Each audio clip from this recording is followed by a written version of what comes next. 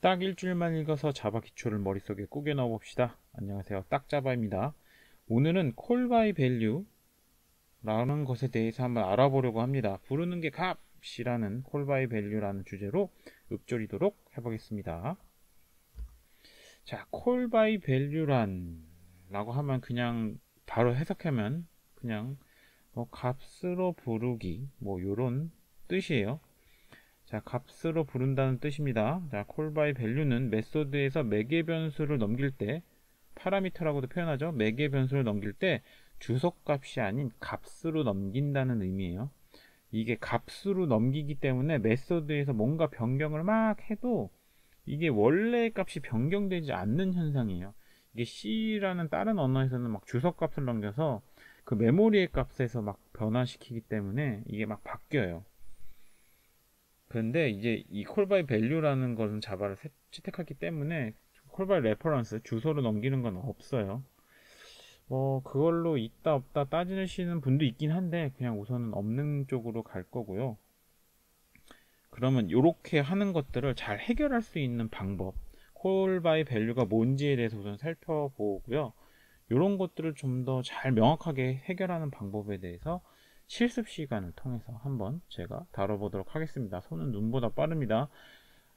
타이핑을 쳐보시는 것도 좋아요. 아셨죠? 그런데 눈으로 보셔도 크게 문제되지는 않습니다. 네, 저는 또 역시 이클립스를 실행을 시켜놨고요. 자, 저번에 했던 메소드 기억나시죠? 메소드 조건 지어자, 정적 할당 여부, 그 다음 리턴 값, 메소드명, 파라미터. 자, 요렇게 할 거예요. 자, 여기서 이제 call by value라는 걸 할 텐데, 우선은 얘들을 제가 주석 처리 한번 해볼게요. 좀 더 편안하게 재밌게 해야 되기 위해서, 자, 이거는 주석 처리 할게요. 자, 메소드를 하나 만들게요. 자, 퍼블릭으로요. 퍼블릭, 스태틱, 리턴 값을 보이드로 하고, add, temp 하고선 매개변수를 받을게요. 이번에 temp. 자, 이거 매개변수 이렇게 받는 거예요. 자, 매개변수를 이런 식으로 받을 거예요. 자, temp라는 변수를 int형, 즉 정수형으로 이 메소드는 받을 거야. 그래서 받아서 쓰든지 말든지 할 거야. 자, 그럼 호출하는 부분, 자, 이거 왜 스태틱으로 했냐면 메인 함수에서 호출할 거기 때문이에요. 자, add temp라는 애를 이런 식으로 호출하는 거예요. 근데 만약에 얘가 없어, 그럼 에러나. 야, add temp는 파라미터가 인트형이야. 이게 비면 안 돼. 꼭 값을 무조건 줘야 돼. 나랑 약속했어. 여기서 나랑 약속한 거야. 무조건 12주든 뭐가 됐든 정수는 줘야 돼. 아셨죠? 요렇게는 주긴 줘야 돼 라는 의미인 거예요. 자, 그 다음에 여기서 자, 이렇게 하지 말고 얘를 템프라고 합시다. 템프를 하나 넣어서 템프를 여기다 한번 넣어보고 해당 템프를 add를 한 다음에 여기서 템프는 템프 플러스 1이에요. 플러스 10을 할게요. 그럼 20이 됐으면 좋겠어요. 우리는. 자, 요거는 또 동일하게 템프는 우리 배웠어. 플러스 템프 10 이렇게 하면 돼요. 아셨죠? 요거 뭐다? 템프는 템프 플러스 10 해서 템프에다 넣어라. 이제 이런 의미인 거예요. 아셨죠? 자, 헷갈린 건 지우고, 자, 이렇게 하면, 자, 생각을 해보세요. 템프를 넘겼어요. 템프를 넘기고, 그 넘긴 게는 템프에다 템프 플러스 1을 했어. 그 다음에 내가 할 일은 여기서 찍을 거야. 자, 시사운 월 템프를 찍을 거예요. 아셨어요? 자, 그럼 앞뒤로 찍어보자. 이렇게 앞뒤로 찍자. 자,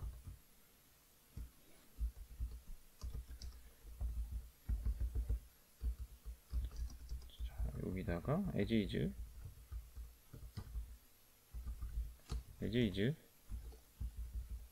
to be 이렇게 할게요. 그냥 자, 유출을 해봅시다. 여기 템프는 무조건 10이 찍힐 거예요. 그러다 add 템프에서 템프를 넘긴 다음에 템프는 10을 증가를 했어요. 아, 그러면 여기는 왠지 추측하건대 20이 찍히지 않을까 라는 생각을 한번 돌려보면 참 어이없게도 무조건 10이 찍혀요. 이게 바로 제가 말씀드리고 싶은 콜 바이 밸류라는 거예요. 자, 이건 제가 일부러 헷갈리라고 해서 이렇게 템프를 막 이렇게 써놨어요. 그죠? 근데 내가 이걸 뭐 예를 들어 자, A 뭐 솔직히 변수 받는 건 뭘 받아도 상관없잖아요. 자, A라고 합시다. 이렇게 이러면 조금 덜 할 거예요. add 템프? 템프라는 10을 넘겼어. 10을 넘겼는데 이 넘긴 10은 A라는 곳에 값이 들어가는 거지 템프에 뭐 템프랑 영향이 있는 게 아니에요. 얘는 그냥 여기서 int a에 10이 들어간다는 의미인 거예요. 여기서 add 템프라고 하면 그래서 거기서 해서 a는 10이 증가해서 20이 되는 거예요. 그래요? 여기서 이렇게 찍어보면 바로 답나. 뭘 찍어? a 이렇게. 그래요? 자, 얘는 10이야. 넘겼어. 넘긴 게 A에다 10을 넣었어. 템프가 뭐 바뀐 건 아니에요. 그쵸? 그 다음에 그 A에다 10을 더해서 A를 출력했어. 그럼 난 20이 됐네? 자, 이게 끝났어. 끝나고 나서 템프를 또 출력했어. 템프는 아무 일 안 했어. 그럼 똑같이 10이야. 우리가 원하는 값이 나오지 않았어요. 그죠? 우리는 정말 이 메소드에서 뭔가 해서 얘가 투비가 20이 나왔으면 하는 게 있는 거예요. 자, 요걸 해결하는 방법은 두 가지가 있는데 우선 첫 번째로 메소드의 리턴 값을 이용하는 거예요. 그 다음 두 번째는 정적 메모리 할당 스태틱 아시죠? 스태틱으로 해서 처리하면은 이 두 개가 해결이 돼요. 자, 우선은 메소드 리턴 값을 한번 처리를 해볼게요. 자, 우리 메소드 보이드였어요. 그쵸? 보이드였어. 이게 참 보이드였는데 아무것도 안 하는 거야. 근데 이게 인트로 바뀌는 거예요. 야, 이건 리턴 값 무조건 인트야. 알았죠? 근데 빨간 줄 가서 왜 갔어? 야, 너 리턴 값이 없어. 너 인트라고 인트형 정수형이라고 리턴 값이라고 선언을 해놨는데 네 문장을 보니 리턴하는 값이 없어. 그러니까는 리턴 값을 꼭 해. add statement. 자, 그럼 여기에 리턴. 자, 앞에서 제어문에서 배웠어요. 리턴은 메소드를 끝내는 함수. 다르게 얘기하면 결과값을 전달해 주는 거예요. 이렇게. 자, 여기에 이제 템프를 써도 덜 헷갈려. 자, 더 최대한 헷갈리게 하기 위해서 템프를 한번 해봅시다. 템프. 그 대신 요거는 뭐 템프 1 할게요. 그냥 헷갈리지 마시라고. 오케이? 자, 이 메소드는 템프라는 값을 받는 거예요. 자, 이 템프랑 다른 템프예요. 이 위에서 선언된 템프랑 다르게 선언된 템프에 10을 넣어서 20을 만든 다음에 그 20을 찍고 그 20을 리턴하는 거예요. 그러면 여기서 리턴되는 값이 20이 돼서 그 20을 여기 템프에다 넣게 되는 거죠. 이해하셨어요? 한 번만 더 설명할게요. 자, 얘는 이 앞에 거는 약간 뭐 그냥 우선 무시할게요. 얘는 add 템프라는 이름을 가진 메소드인데 매개 변수는 템프라는 매개 변수를 갖고 있어요. 근데 void가 아닌 리턴 값도 정수형으로 int형을 리턴하기도 합니다. 자, 여기서 쭈쭈쭈쭈 해가지고 템프, 이 템프랑 다른 템프예요.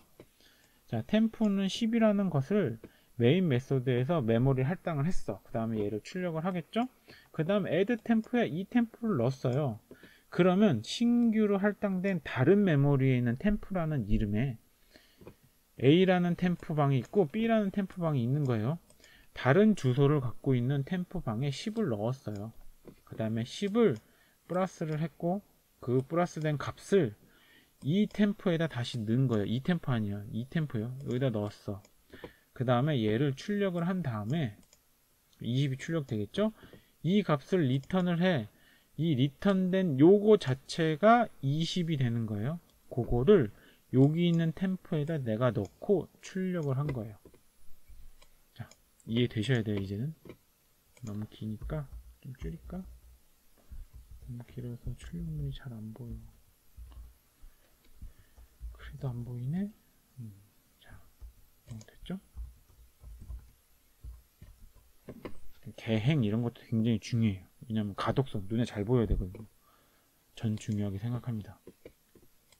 자, 이제는 조금 내가 원하는, 얘 헷갈리니까 지우자. 내가 원하는 결과가 나왔어요. 에지이지는 10이고 add temp 해가지고 tobe는 20이 된 거예요. 아셨죠? 자, 분명히 얘기하지만 이 템프랑 이 템프는 다른 템프인 거예요. 헷갈리시면 절대 안 돼요. 전혀 다른 친구예요. 전혀 다른 친구. 얘는 새로 선언된 변수일 뿐이에요. 그 변수에다 10을 더해서 리턴을 한 거예요. 정수형으로. 얘를 근데 뭐 말도 안 되는 다른 걸로 하면 또 안 되겠죠?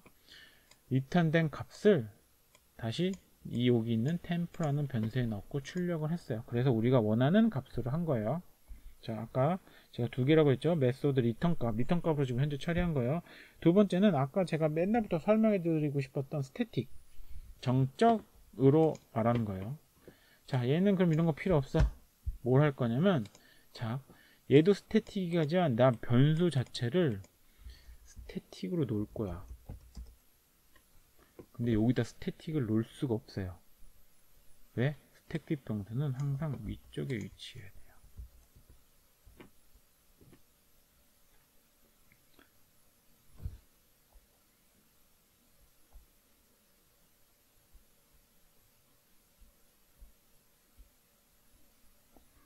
죄송해요.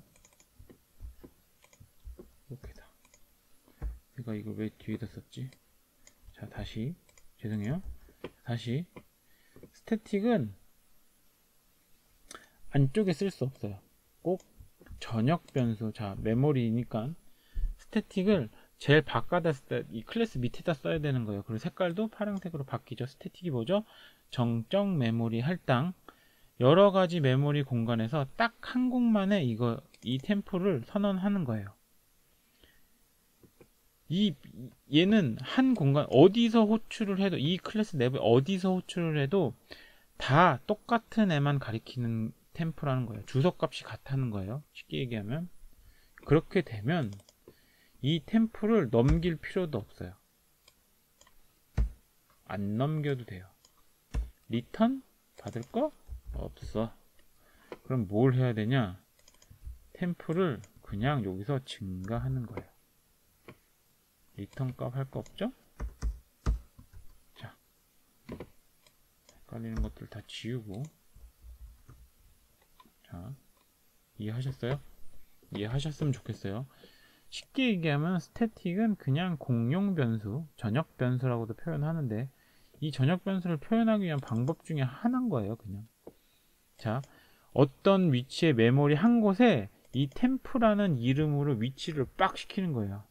얘는 유일무이하게 그 위치만 있어요.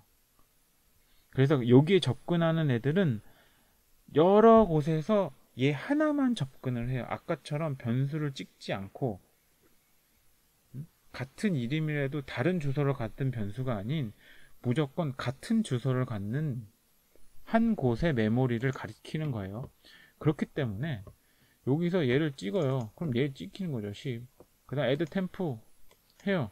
그러면 이 템프는 이 템프인 거예요. 왜? 나는 이걸 스태틱으로 선언했어. 정적이야. 그곳에 있는 메모리의 그곳에 선언된 어떤 특정 주소에 선언된 저 템프라는 변수를 사용할 거야. 그래서 얘를 플러스 10을 했어.